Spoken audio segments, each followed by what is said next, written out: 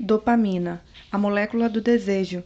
Como essa poderosa substância química em nosso cérebro impulsiona o amor, o sexo e a criatividade, e controla quem somos, o que sentimos e o que fazemos. No princípio, Deus criou os céus e a terra. Prefácio: acima versus abaixo. Olhe para baixo. O que você vê? Suas mãos, sua mesa, o chão, talvez uma xícara de café, um laptop ou um jornal. O que tudo isso tem em comum? São coisas que você pode tocar. Tudo que você vê quando olha para baixo está ao seu alcance. São coisas que pode controlar agora, que pode mover e manipular sem planejamento, esforço ou raciocínio. Podem ser o resultado do seu trabalho, um presente de alguém ou a simples boa sorte. De todo modo, grande parte do que você vê quando olha para baixo é seu, pertence a você. Agora olhe para cima. O que você vê? O teto, talvez quadros na parede ou coisas à distância. Do lado de fora, árvores, casas, prédios, nuvens no céu. O que essas coisas têm em comum? Para alcançá-las, é preciso planejar, pensar, calcular. Algum esforço coordenado, mesmo que apenas um pouco. Ao contrário do que vemos quando olhamos para baixo, o mundo acima nos mostra coisas que exigem raciocínio e esforço para serem alcançadas. Parece simples, porque é simples mesmo. No entanto, para o cérebro, essa distinção é a porta de entrada entre duas formas extremamente diferentes de pensar e de lidar com o mundo. No seu cérebro, o mundo de baixo é administrado por um punhado de substâncias químicas, neurotransmissores, como são chamados, que lhe permitem sentir satisfação e aproveitar o que tem aqui e agora.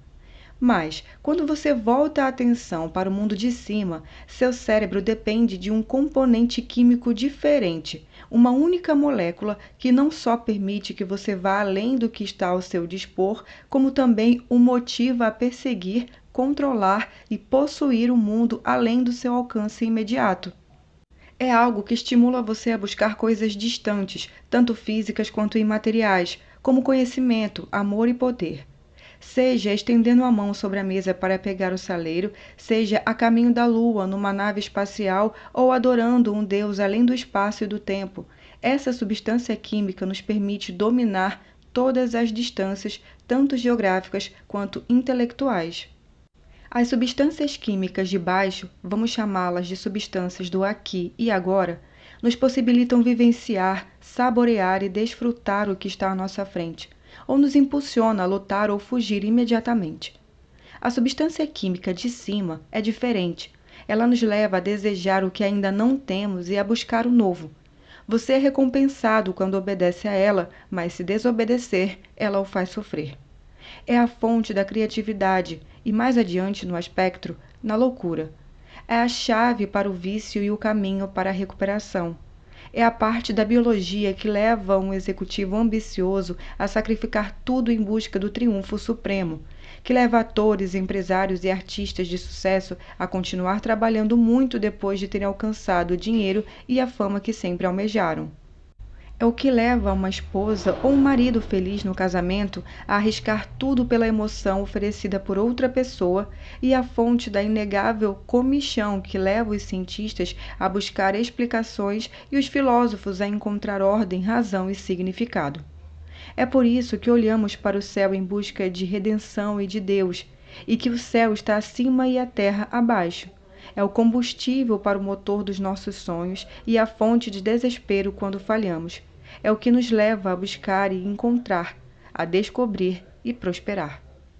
É também a razão pela qual nunca somos felizes por muito tempo. Para o cérebro, essa única molécula é o dispositivo multifuncional definitivo, incitando-nos, através de milhares de processos neuroquímicos, a ir além do prazer de apenas ser para explorar o universo de possibilidades da nossa imaginação. Essa substância química está presente no cérebro de mamíferos, répteis, pássaros e peixes, mas em nenhuma criatura é mais abundante do que no ser humano. É uma bênção e uma maldição, uma motivação e uma recompensa, composta por carbono, hidrogênio, oxigênio e um único átomo de nitrogênio. Ela é simples na forma e complexa no resultado. Trata-se da dopamina. a substância que explica nada menos que a história do comportamento humano. Se quiser senti-la agora, se quiser colocá-la no comando, isso é possível. Olhe para cima. O amor é uma necessidade, uma ânsia, um impulso para buscar o maior prêmio da vida. Ellen Fisher, antropóloga e bióloga. Capítulo 1. Amor. Você encontrou a pessoa pela qual esperou a vida inteira. Então por que a lua de mel não dura para sempre? Analisaremos a química que faz você querer sexo e se apaixonar, e explicaremos por que, mais cedo ou mais tarde, tudo muda. Sean limpou uma área no espelho embaçado do banheiro, passou os dedos pelos cabelos pretos e sorriu. Isso vai dar certo, disse ele, largando a toalha e admirando sua barriga tanquinho. A obsessão pela academia produzira um abdômen bem definido. Sua mente, então, se deslocou para uma outra obsessão mais premente. Ele não saía com ninguém desde fevereiro, o que era uma maneira delicada de dizer que ele não fazia sexo havia 7 meses e 3 dias, e o fato de ter monitorado o tempo com tanta precisão o deixou perturbado. Hoje à noite isso acaba, pensou. No bar, ele avaliou as possibilidades. Havia muitas mulheres atraentes ali. Não que a aparência fosse tudo. Ele sentia falta de sexo, claro, mas também sentia falta de alguém em sua vida, alguém para enviar mensagens sem nenhuma razão em especial, alguém que pudesse ser uma parte bem-vinda de cada dia. Ele se considerava um romântico, mesmo que naquela noite seu objetivo fosse apenas sexo. Seu olhar sempre encontrava o de uma jovem que estava em pé diante de uma mesa alta, conversando com uma amiga tagarela. Tinha cabelos pretos e olhos castanhos. Ele a notou porque ela não estava com o uniforme de sábado à noite. Usava sapatos de salto alto e jeans em vez de habituais roupas provocantes. Ele se apresentou e a conversa fluiu rápida e facilmente. Ela se chamava Samantha, e a primeira coisa que disse foi que se sentia mais confortável fazendo exercícios aeróbicos do que bebendo cerveja. Engataram uma conversa sobre academias locais, aplicativos fitness e os benefícios de malhar de manhã e não à tarde. Durante o resto da noite, ele não saiu do lado dela e ela gostou de tê-lo por perto. Muitos fatores os empurraram para que se tornaria um relacionamento de longo prazo, interesses comuns, o fato de se sentirem à vontade um com o outro, as bebidas e até um certo desespero. Mas nada disso foi a verdadeira chave para o amor. O que realmente pesou foi o seguinte: ambos estavam sob a influência de uma substância química que altera a mente, assim como todo mundo no bar. E no fim das contas, você também. O que é mais poderoso que o prazer? A dopamina foi descoberta no cérebro em 1957 por Kathleen Montagu, pesquisadora que trabalhava em um laboratório no Hospital Hanwell, perto de Londres. Inicialmente, a dopamina foi vista simplesmente como uma etapa da produção de uma substância química chamada noradrenalina, nome que se dá à adrenalina encontrada no cérebro. Mas logo os cientistas começaram a observar coisas estranhas. Apenas 0,0005% das moléculas cerebrais produzem dopamina, uma em cada 2 milhões. Mas essas células pareciam exercer uma influência descomunal no comportamento. Os participantes da pesquisa vivenciavam sensações de prazer quando estavam sob a ação da dopamina e faziam um grande esforço para ativar essas moléculas raras. De fato, em determinadas circunstâncias, a busca pela sensação de bem-estar provocada pela dopamina era irresistível.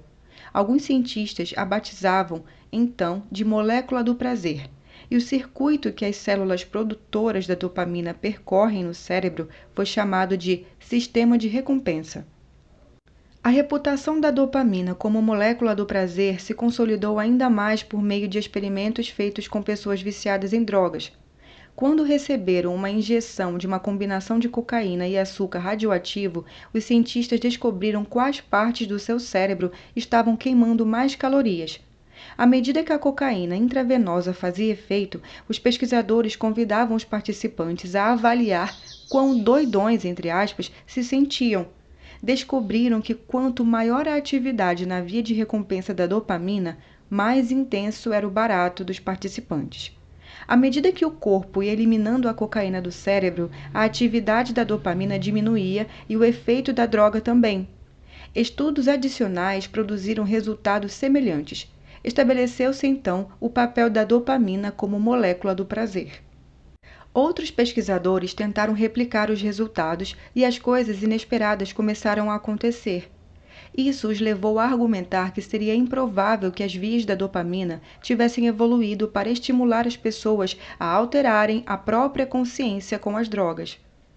O mais provável era que as drogas estivessem estimulando artificialmente a dopamina e que os processos evolutivos que dependiam da dopamina tivessem sido impulsionados pela necessidade de motivar a sobrevivência e a atividade reprodutiva.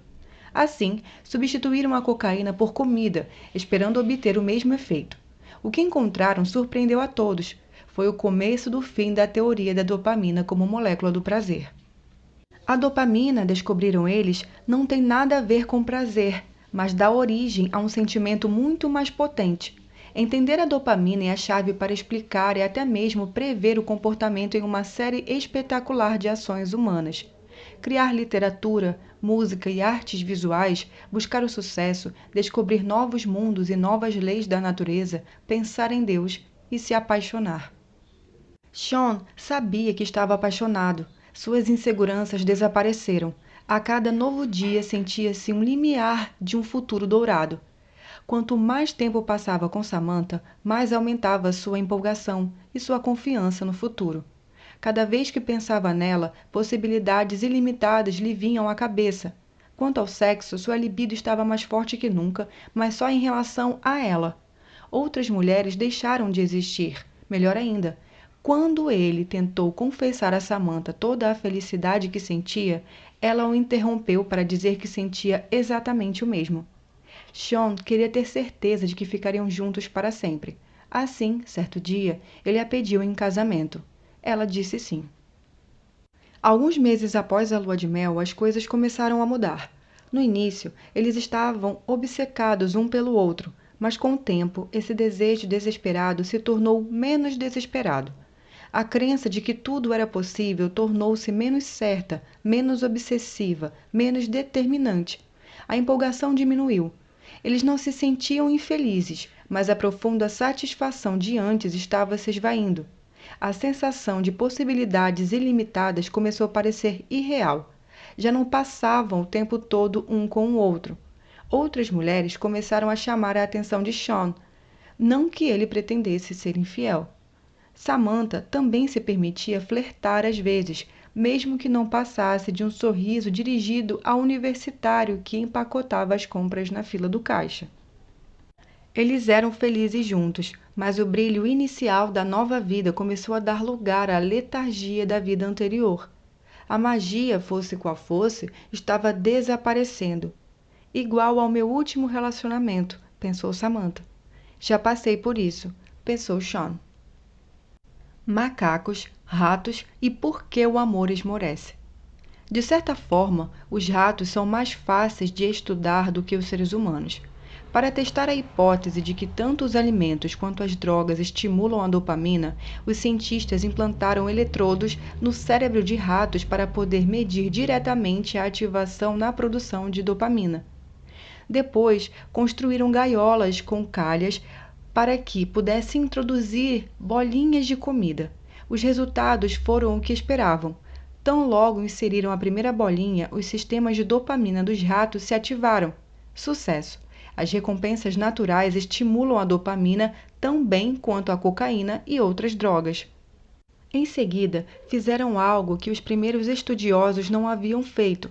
Dia após dia, continuaram monitorando o cérebro dos ratos à medida que bolotas de comida eram inseridas na calha. Os resultados foram totalmente inesperados. Os ratos devoravam a comida com o entusiasmo de sempre. Obviamente, estavam gostando, mas sua atividade dopaminérgica se encerrou. Por que a dopamina deixou de ser produzida apesar dos estímulos constantes? A resposta adveio de duas fontes improváveis: um macaco e uma lâmpada.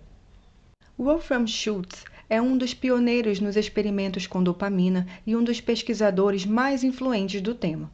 Como professor de neurofisiologia da Universidade de Freiburg, na Suíça, interessou-se pelo papel da dopamina na aprendizagem. Uma de suas experiências consistiu em implantar minúsculos eletrodos no cérebro de macacos, nas regiões onde se agrupavam as células da dopamina.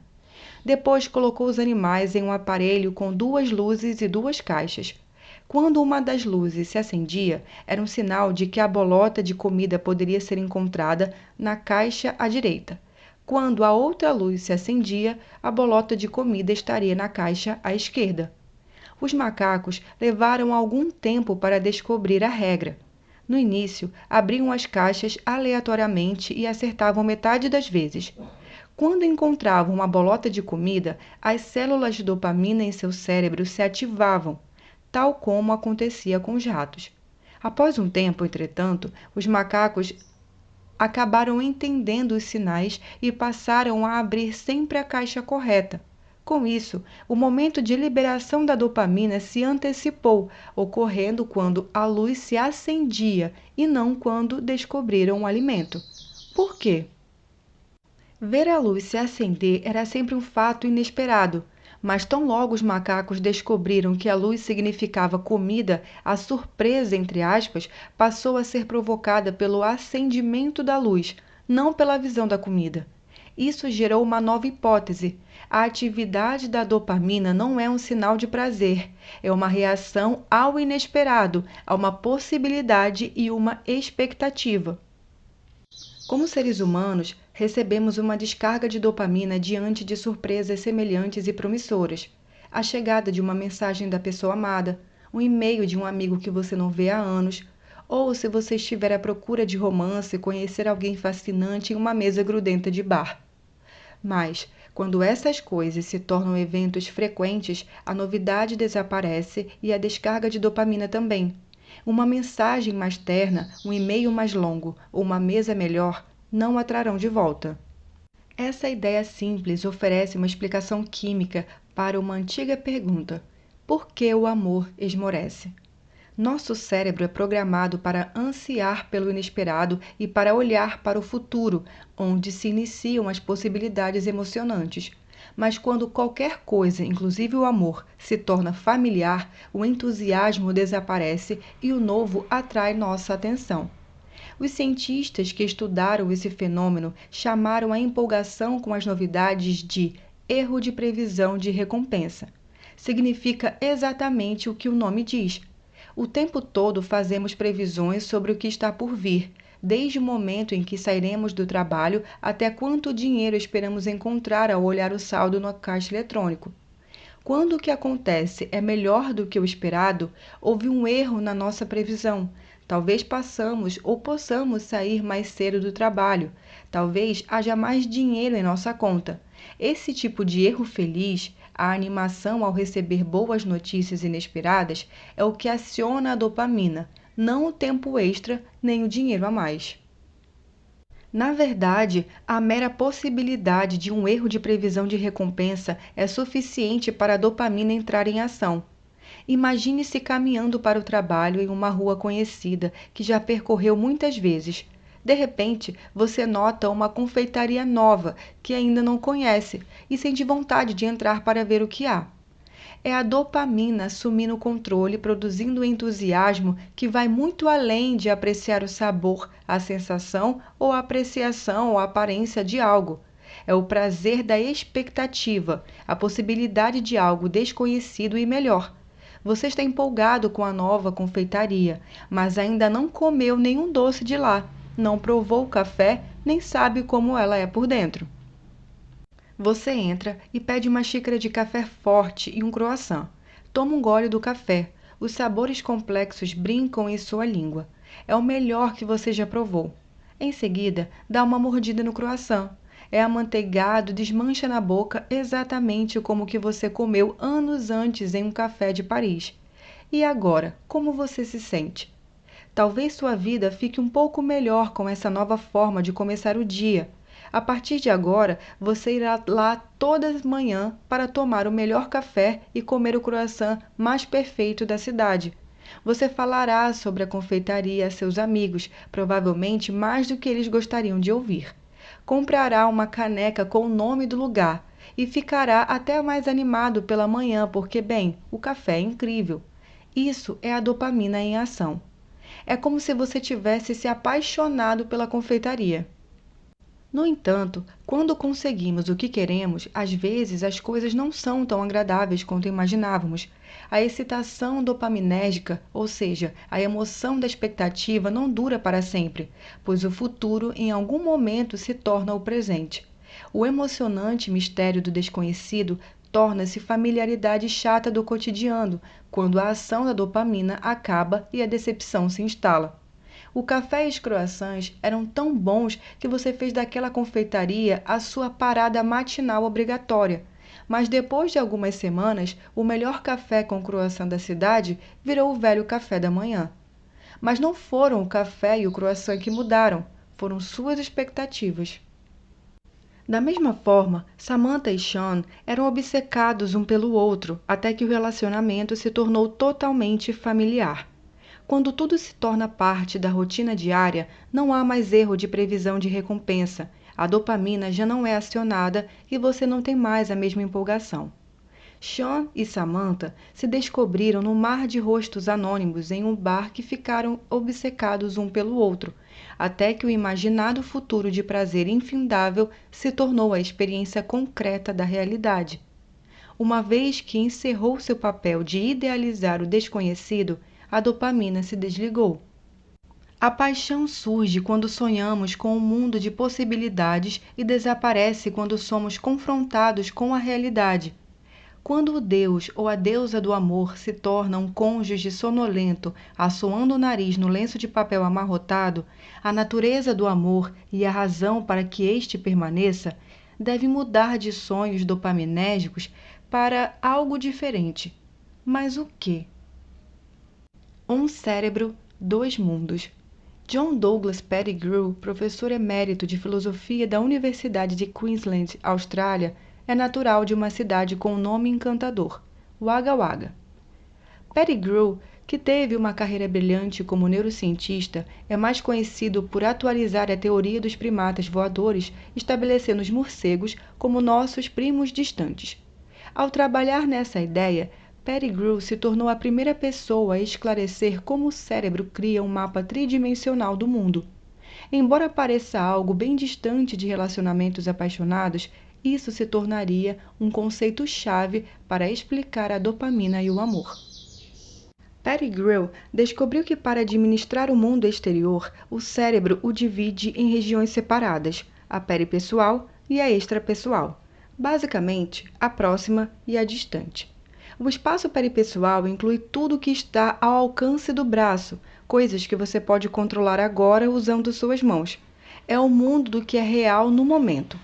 O espaço extrapessoal refere-se a tudo mais, tudo que você não pode tocar, a menos que se desloque além do alcance do seu braço, seja 1 metro ou 3 milhões de quilômetros. Trata-se do reino das possibilidades. Com essas definições esclarecidas, segue-se outro fato óbvio, mas útil. Como o deslocamento de um lugar para o outro leva tempo, qualquer interação no espaço extrapessoal deve ocorrer no futuro. Ou, dito de outra forma, a distância está associada ao tempo.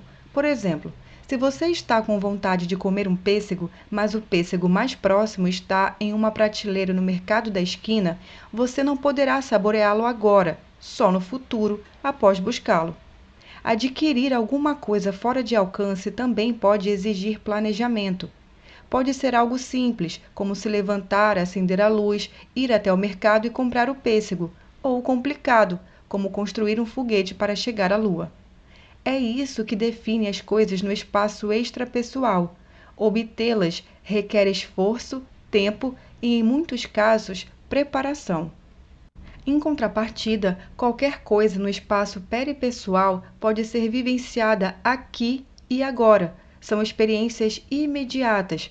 Pegamos, provamos, seguramos e esprememos. Sentimos felicidade, tristeza, raiva ou alegria. O que nos leva a um fato esclarecedor da neuroquímica. O cérebro funciona de uma forma no espaço peripessoal e de outra no espaço extrapessoal. Se você tivesse projetando a mente humana, faria sentido criar um cérebro que distinguisse as coisas dessa maneira: um sistema para o que você tem e outro para o que não tem. Para os primeiros humanos, a frase ou você tem ou não tem poderia ser traduzida como ou você tem ou está morto. Do ponto de vista evolutivo, a comida que você não tem é decisivamente diferente da comida que você tem. O mesmo se aplica à água, abrigo ou ferramentas. A divisão é tão fundamental que no cérebro caminhos e substâncias químicas específicos evoluíram para lidar com o espaço peripessoal e o espaço extrapessoal. Quando você olha para baixo, olha para o espaço peripessoal. Nessa circunstância, o cérebro é controlado por uma série de substâncias químicas relacionadas com a experiência do aqui e agora. Mas, quando o cérebro está ocupado com o espaço extrapessoal, uma substância química exerce mais controle que todas as outras. Aqui está associada a expectativa e as possibilidades, a dopamina. Coisas à distância ou que ainda não temos não podem ser usadas ou consumidas, apenas desejadas. A dopamina tem uma função muito específica: maximizar os recursos que estarão disponíveis para nós no futuro, ou seja, buscar coisas melhores. Cada parte da vida é dividida assim. Temos uma forma de lidar com o que queremos e outra de lidar com o que temos. Querer uma casa e sentir o tipo de desejo que motiva o trabalho árduo necessário para encontrá-la e comprá-la usa um conjunto de circuitos cerebrais diferentes do que são empregados para desfrutar dela quando for sua. Prever um aumento de salário ativa a dopamina orientada para o futuro, sensação muito diferente de receber o salário mais alto pela segunda ou terceira vez. E encontrar o amor requer um conjunto de habilidades diferentes das exigidas para fazer o amor perdurar. O amor precisará passar de uma experiência extrapessoal para uma experiência peripessoal, da busca para a posse, de algo que imaginamos para algo que temos e teremos de conviver. São habilidades muito diferentes. É por isso que, com o tempo, a natureza do amor precisa mudar. E é por isso que, para muitas pessoas, o amor acaba ao fim da emoção que chamamos de romance provocada pela dopamina. No entanto, muitas pessoas fazem a transição. Como fazem isso? Como conseguem superar a sedução da dopamina? Glamour. Glamour é uma bela ilusão. A palavra glamour, em sua origem, significa literalmente um feitiço mágico, que promete transcender a vida comum e tornar o ideal real. O glamour depende de uma combinação especial entre mistério e graça. Muitas informações quebram o feitiço. Virginia Postrel. O glamour está presente quando vemos coisas que estimulam nossa imaginação dopaminérgica, abafando nossa capacidade de perceber com precisão a realidade aqui e agora. Um bom exemplo são as viagens aéreas. Olhe para cima. Você vê algum avião no céu? Que pensamentos e sentimentos são desencadeados por essa visão? Muitas pessoas sentem desejo de estar no avião, viajando para lugares exóticos e distantes, uma fuga despreocupada, que se inicia com um passeio entre as nuvens. No entanto, se você estivesse no avião, sua noção do aqui e agora lhes informaria que aquele paraíso no céu lembra mais um ônibus atravessando a cidade na hora do rush, apertado, cansativo e desagradável, o oposto de elegante. Da mesma forma, o que poderia ser mais glamouroso do que Hollywood? Belos atores e atrizes vão a festas, flertam e relaxam à beira da piscina. A realidade é muito diferente. Muitos trabalham 14 horas por dia suando sob luzes quentes. As atrizes são exploradas sexualmente e os atores são pressionados a tomar anabolizantes e hormônios para obter os corpos fabulosos que vemos na tela. Alguns autores, inclusive, já confessaram usar anabolizantes que podem causar danos ao fígado, alterações de humor, explosões violentas e psicose. É um negócio sórdido. Montanhas, porém, não são sórdidas. Erguem-se ao longe, majestosas, com arestas amenizadas pelo ofuscante efeito de colunas de ar. Indivíduos com níveis mais altos de dopamina querem escalar uma montanha, conquistá-la e explorá-la. mas não podem, porque a montanha não existe. Claro, a montanha em si existe, mas a experiência imaginária de estar sobre ela é impossível de ser alcançada. No entanto, na maioria das vezes, você está sempre sobre uma montanha que nem consegue perceber. Normalmente está cercado por árvores, e elas são tudo o que você vê. Talvez chegue a um mirante de onde pode contemplar um vale a perder de vista. Mas enquanto o observa, é o vale distante que está cheio de promessas e beleza, não a montanha sobre a qual você está. O glamour cria desejos que não podem ser satisfeitos porque dizem respeito a coisas que só existem na imaginação. Seja um avião no céu, uma estrela de cinema em Hollywood ou uma montanha distante, apenas as coisas que estão fora de alcance podem ser glamourosas, porque são irreais. O glamour é uma mentira. Certo dia, no almoço, Samantha encontrou DeMarco, seu último namorado sério antes de Sean. Eles não se viam fazia anos, nem haviam se conectado pelo Facebook. Ela o achou engraçado e inteligente como antes, e em ótima forma também. Em questão de minutos estava deslumbrada novamente. Era algo que não sentia havia muito tempo. A onda de excitação, a sensação de possibilidades com um homem que combinava com ela, alguém que parecia oferecer muitas coisas novas para ela descobrir. Ele também estava animado e ansioso para contar como se sentia. A primeira coisa que disse foi como estava feliz por ter ficado noivo. Sua noiva era única e ele esperava que Samantha a conhecesse, pois nunca tinha se relacionado com alguém tão especial quanto aquela mulher. Depois que DeMarco saiu, Samantha decidiu que era um bom dia para beber. Foi até um bar, pediu uma porção de batata fritas e um Miller Lite e passou a meia hora seguinte descascando o rótulo. Ela amava Sean, realmente amava. Ou não. Eles estavam em um relacionamento estagnado fazia mais de um ano. Aquilo que sentira com DeMarco era o que ela queria. Já tivera isso com Sean, porém, agora não tinha mais. O lado sombrio. Há um lado sombrio na dopamina. Se você deixar cair uma bolota de comida na gaiola de um rato, o animal vivenciará um aumento nos níveis de dopamina. Quem diria que o mundo é um lugar onde a comida cai do céu? Mas, se você continuar liberando bolotas a cada 5 minutos, adeus dopamina. O rato sabe quando esperar a comida, portanto não há surpresa nem erro na previsão de recompensa. Mas e se você soltar as bolotas em momentos aleatórios, para que seja sempre uma surpresa? E se você substituir os ratos e as bolotas de comida por pessoas e dinheiros?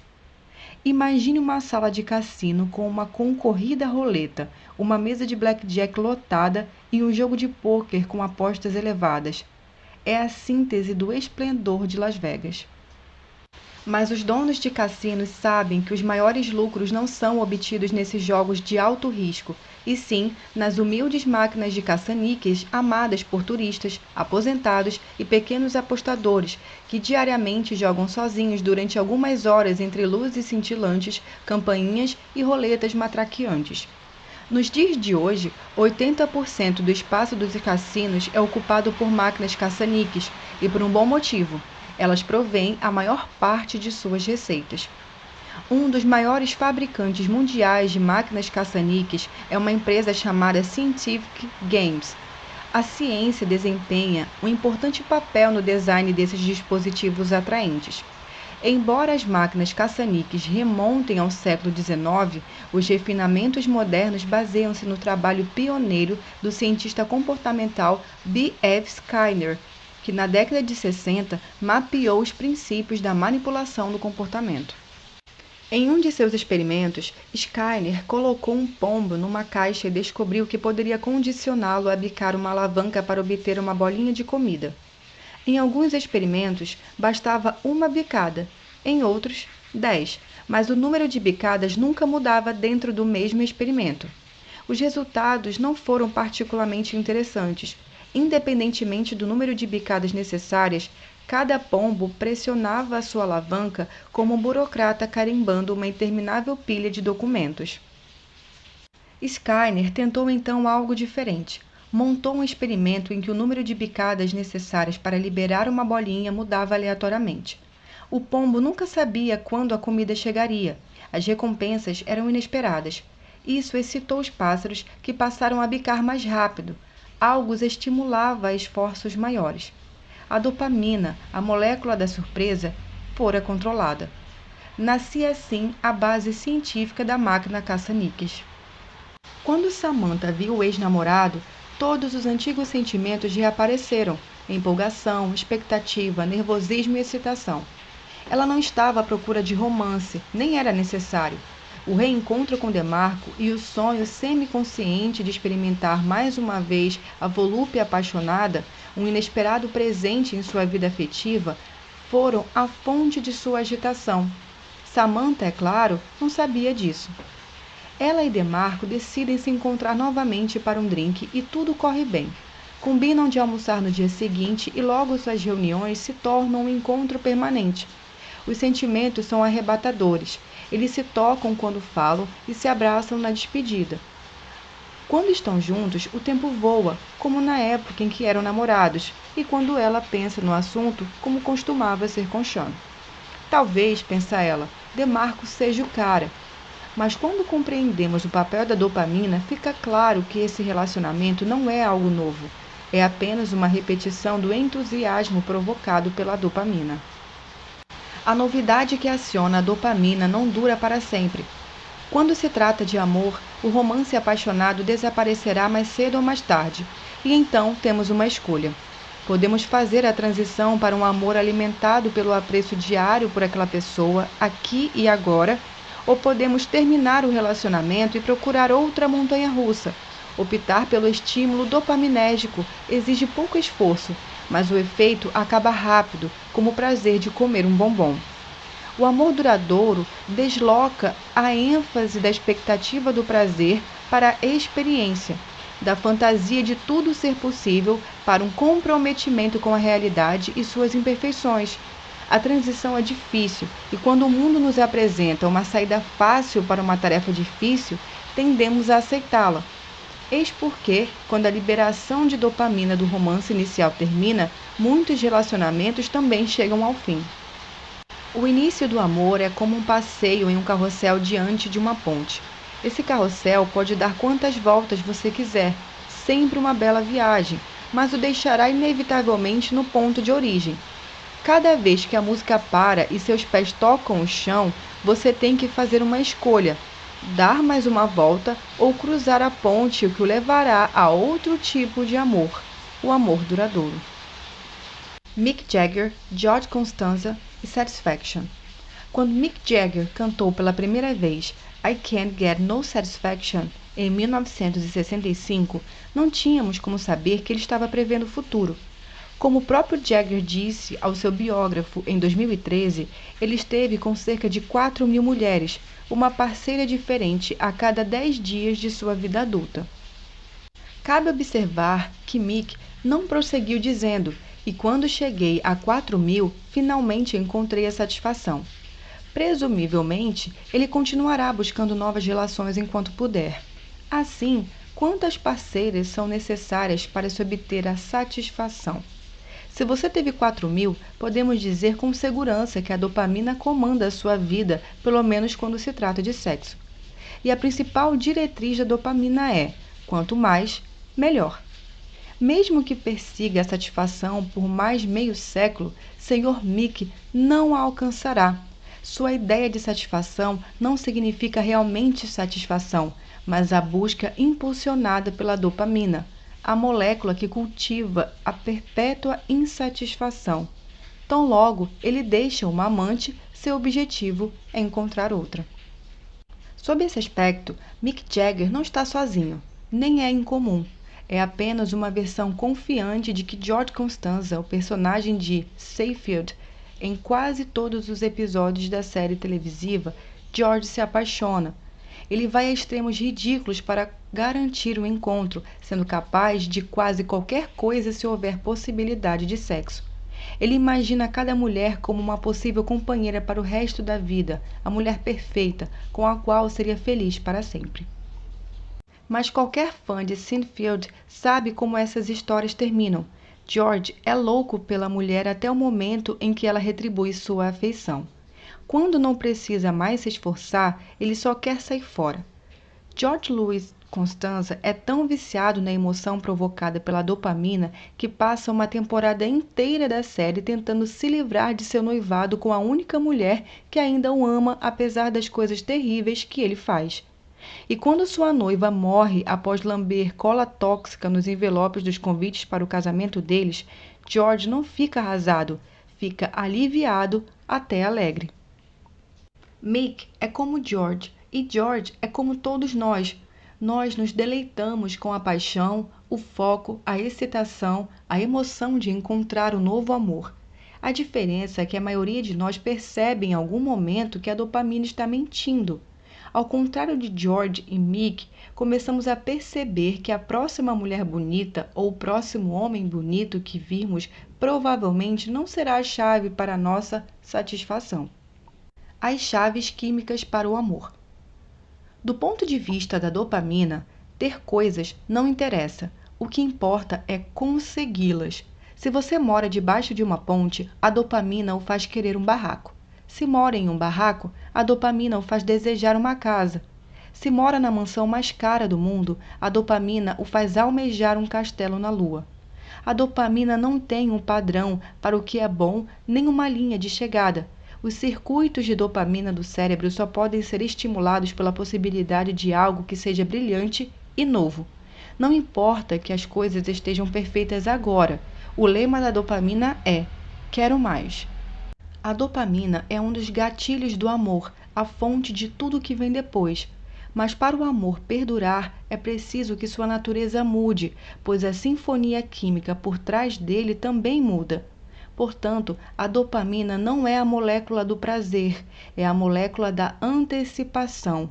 Para desfrutar do que temos, em oposição ao que é apenas possível, nosso cérebro precisa fazer a transição da dopamina orientada para o futuro para as substâncias químicas que se concentram no presente, com coleção de neurotransmissores que chamamos de moléculas aqui e agora. A maioria das pessoas já ouviu falar das moléculas do aqui e agora, que incluem a serotonina, a ocitocina, as endorfinas e além de uma classe de substâncias químicas chamadas de endocannabinoides, que é a versão da maconha no seu cérebro. Ao contrário do prazer da expectativa via dopamina, esses compostos químicos nos dão prazer por meio de sensações e emoções. Na verdade, uma das moléculas endocannabinoides é chamada de anandamida, em homenagem a uma palavra do sânscrito que significa alegria, felicidade e deleite. Segundo a antropóloga Ellen Fisher, o amor apaixonado dura apenas de 12 a 18 meses. Depois, para que um casal permaneça ligado um ao outro, ambos precisam desenvolver um tipo diferente de amor, chamado de amor companheiro. O amor companheiro é mediado pelas AAs, por desenvolver experiências que estão acontecendo aqui e agora. O amor companheiro não é um fenômeno exclusivamente humano. Nós o vemos entre espécies de animais que acasalam por toda a vida. Seu comportamento é caracterizado pela defesa cooperativa do território e pela construção de ninhos. O par alimenta um ao outro, cuida um do outro e compartilha as tarefas parentais. Acima de tudo, ambos se mantêm próximos e exibem expressões de ansiedade quando separados. O mesmo ocorre com os seres humanos que se envolvem em atividades semelhantes e têm sentimentos parecidos, em particular a satisfação de saber que há outra pessoa cuja vida está profundamente entrelaçada com a sua. Quando as AAs assumem o comando no segundo estágio do amor, a dopamina é suprimida. Tem que ser assim, pois a dopamina pinta a imagem de um futuro cor-de-rosa em nossa mente, nos motivando a dar duro para torná-lo realidade. A insatisfação com o atual estado das coisas é um ingrediente importante para implementar mudanças e é esse o significado de um novo relacionamento. O amor companheiro estimulado pelas AAs, por sua vez, é caracterizado por uma satisfação profunda e duradoura com a realidade presente e uma aversão a mudanças, pelo menos no relacionamento com o parceiro. Na verdade, embora a dopamina e os circuitos de GAAs possam trabalhar juntos, eles, na maioria das circunstâncias, se opõem. Quando os circuitos de GAAs são ativados, somos levados a vivenciar o mundo real que nos cerca e a dopamina sai de cena. Quando os circuitos da dopamina são ativados, vivenciamos um futuro de possibilidades e as GAAs são suprimidas. Testes de laboratório corroboram essa ideia. Quando os cientistas analisaram as células sanguíneas extraídas de pessoas que estavam no estágio apaixonado do amor, encontraram níveis mais baixos de receptores de serotonina em comparação com pessoas saudáveis, entre aspas, um indicador de que as AAs estavam batendo em retirada. Não é fácil dizer adeus à excitação dopaminérgica provocada pelo desejo de ter novos parceiros, mas a capacidade de fazê-lo é um sinal de maturidade e um passo para a felicidade duradoura. Pense em um homem que planeja passar as férias em Roma. Para conseguir visitar todos os museus e locais importantes de que tanto ouviu falar, ele gasta semanas planejando cada dia. No entanto, enquanto contempla algumas das obras de arte mais bonitas já criadas, ele pensa em como vai chegar ao restaurante onde fez reservas para o jantar. Não é que esteja sendo ingrato com as obras-primas de Michelangelo. O ponto é que sua personalidade é principalmente dopaminérgica. Ele gosta mais de antecipar o prazer e planejar do que de fazer. Muitos amantes vivenciam a mesma desconexão entre expectativa e realidade. A parte inicial, o amor apaixonado, é dopaminérgica, eufórica, idealizada, curiosa, centrada no futuro. A etapa seguinte, o amor companheiro, é focada no aqui e agora, satisfatória, tranquila, vivenciada por meio dos sentidos e das emoções corporais. Um romance baseado na dopamina é como um passeio de montanha-russa, emocionante, embora de curta duração. Mas nossa química cerebral nos oferece as ferramentas para seguirmos o caminho do amor companheiro. Assim como a dopamina é a molécula do desejo obsessivo, os compostos químicos mais associados a relacionamentos duradouros são a ocitocina e a vasopressina. A ocitocina é mais ativa nas mulheres e a vasopressina nos homens. Os cientistas vêm estudando esses neurotransmissores em diversos animais. Por exemplo, quando injetaram ocitocina no cérebro de arganazes, um pequeno roedor, fêmeas, estas formavam um vínculo de longo prazo com qualquer macho que estivesse por perto. Da mesma forma, quando arganazes machos geneticamente programados para serem promíscuos receberam um gene que aumentava a vasopressina, acasalavam exclusivamente com uma das fêmeas, embora outras estivessem disponíveis. A vasopressina agia como um hormônio do marido fiel, entre aspas. A dopamina faz o oposto. Os seres humanos com genes que produzem altos níveis de dopamina se iniciam no sexo com pouca idade e têm o maior número de parceiros sexuais. A maioria dos casais faz sexo com menos frequência à medida que o amor dopaminérgico obsessivo evolui para o amor companheiro. O que faz sentido, pois a ocitocina e a vasopressina suprimem a liberação de testosterona. De modo semelhante, a testosterona suprime a liberação de ocitocina e de vasopressina, o que ajuda a explicar por que homens com quantidades naturalmente altas de testosterona no sangue são menos propensos a se casar e por que homens solteiros têm mais testosterona do que homens casados. E porque quando o casamento em um homem se torna instável, sua vasopressina diminui e sua testosterona aumenta. Os seres humanos precisam de companheirismo de longo prazo? Há boas evidências de que a resposta seja sim. Apesar do atrativo superficial de dispor de vários parceiros, a maioria das pessoas acaba se casando. Uma pesquisa da Organização das Nações Unidas descobriu que mais de 90% dos homens e mulheres estarão casados aos 49 anos. Podemos viver sem um amor companheiro, mas a maioria de nós passa boa parte da vida tentando encontrá-lo e mantê-lo. As moléculas aqui e agora nos dão a aptidão para isso. Elas nos permitem encontrar satisfação no que nossos sentimentos e sentidos nos oferecem, no que está bem à nossa frente e que podemos vivenciar sem a incômoda sensação de que precisamos de algo a mais. Testosterona. A química da atração sexual, aqui e agora. Na noite em que conheceu Sean, Samantha estava no 13º dia de seu ciclo menstrual. Por que isso importa? A testosterona impulsiona o desejo sexual em homens e mulheres.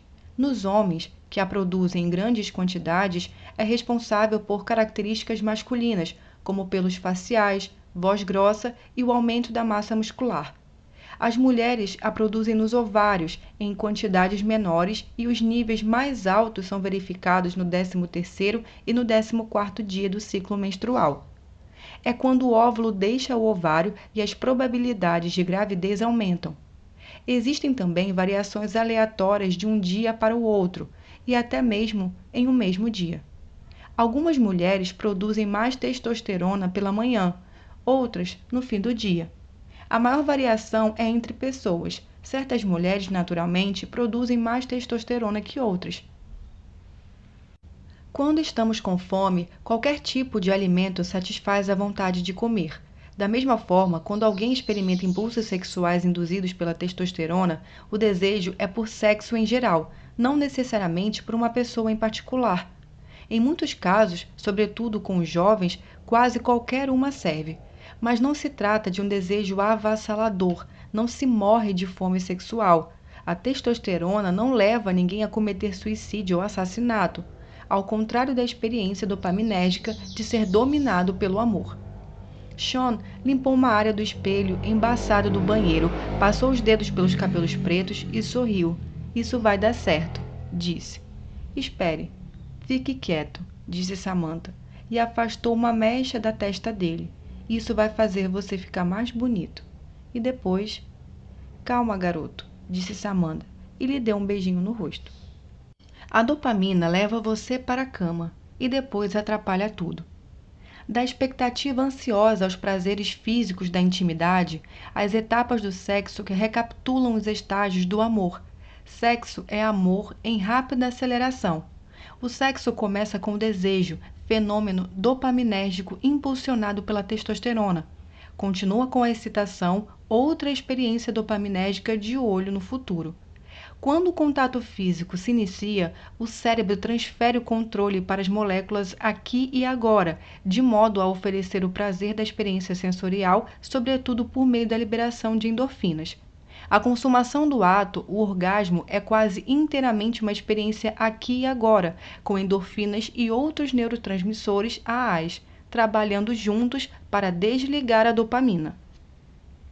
Essa transição foi filmada na Holanda, quando homens e mulheres foram colocados em scanners cerebrais e depois estimulados até alcançarem o orgasmo.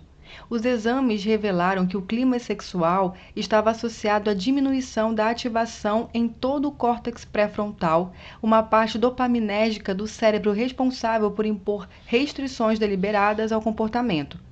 O relaxamento do controle permitiu a ativação dos circuitos de AAs necessárias para o orgasmo, independentemente de a pessoa testada ser homem ou mulher.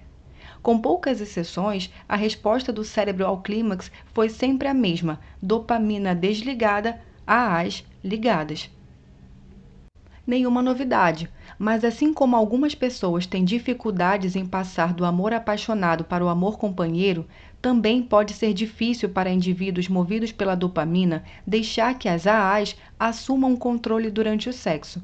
Ou seja, mulheres e homens mais impulsionados pela dopamina têm por vezes dificuldades em desligar seus pensamentos para simplesmente vivenciar as sensações da intimidade, ou seja, pensar menos e sentir mais. Enquanto os neurotransmissores do aqui e agora nos permitem vivenciar a realidade, e a realidade durante o sexo é intensa, a dopamina flutua acima da realidade. É sempre capaz de evocar algo melhor. E para aumentar seu poder de sedução, nos coloca no controle dessa realidade alternativa.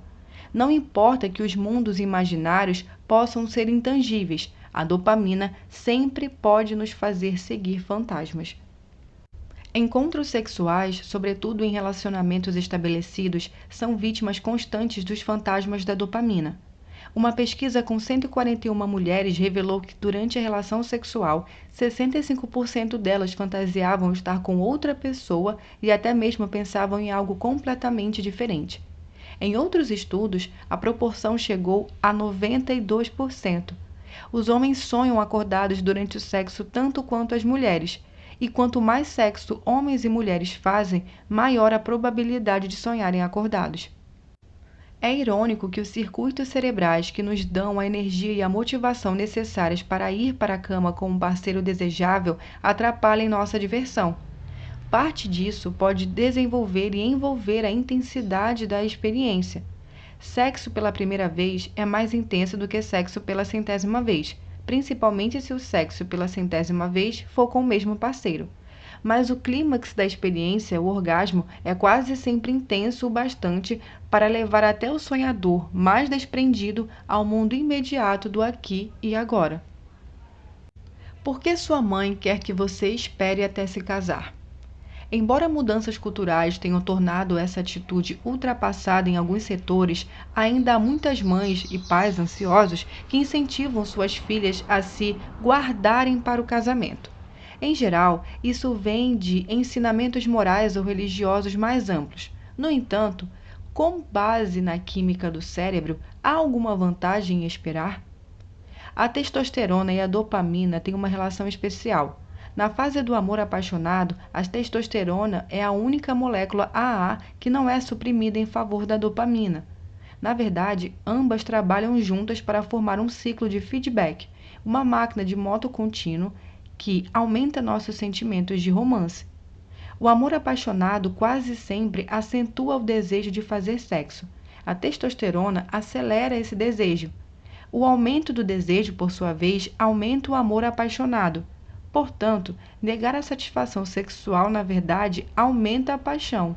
Não necessariamente para sempre, claro, e não sem um sacrifício significativo. Mas o efeito é real. Assim, encontramos uma explicação química que muito tempo atrás pode ter motivado em parte o comportamento que vemos hoje. A espera prolonga a fase mais emocionante do amor. Os sentimentos agridoces de distância e negação são o objetivo final de uma reação química. Paixão adiada é paixão sustentada. Se a mãe quer que sua filha se case, amplificar a paixão é uma boa maneira de alcançar esse objetivo.